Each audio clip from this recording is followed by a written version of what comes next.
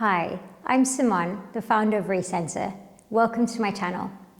I wanted to explain a little bit about what hypopressives are and how they might be helpful to you. So hypopressives are different from traditional pelvic floor training in that in Kegels, what we typically do is use a conscious contraction, so a bit like a bicep curl, we're going to flex the muscle and release it. And in hypopressives, what we're doing is using a breathing technique.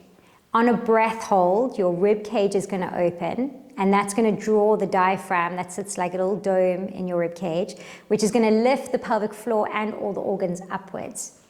So in repeating this technique many times, we start to see better coordination in the core system. And when I'm talking about core, I'm not talking about just a six-pack, which I think is what we traditionally think of as core, but I'm talking about the pelvic floor, the diaphragm, the abdominals, and the back muscles. And this 360-degree core canister needs to be able to absorb pressure. And where we do hypopressive trainings, we see this improved capacity to be able to take pressure. So if you're working with any pelvic floor dysfunction, like prolapse or incontinence, or any core issues like diastasis recti, this technique is really helpful in bringing in the waistline and drawing the organs to sit higher, and also to get better tone into the pelvic floor. So if you typically are too tight or weak in the pelvic floor, this is really helpful. There are some contraindications. So if you have any heart issues or high blood pressure, it's not advisable to do the breath hold. You can always reach out to me and ask some questions around this, but definitely err on caution if you have any of these conditions.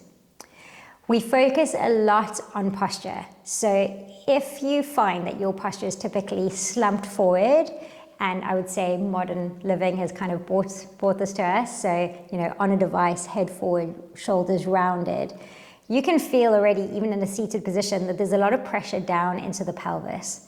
So when we lengthen the spine and we have alignment of the pelvis, the rib cage, the shoulders, and the head, we then can see that the pelvic floor and the diaphragm can stack one on top of each other, so that as you breathe in, they both flatten, and as you breathe out, they both lift. And that's kind of happening all the time without you even necessarily being aware of it.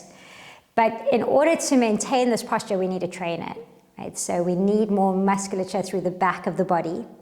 And low pressure fitness, which is the technique that I teach, is really helpful in getting that alignment to be able to be there kind of day to day. So not just when you're working on the mat, but you're able to take it off the mat and into your life.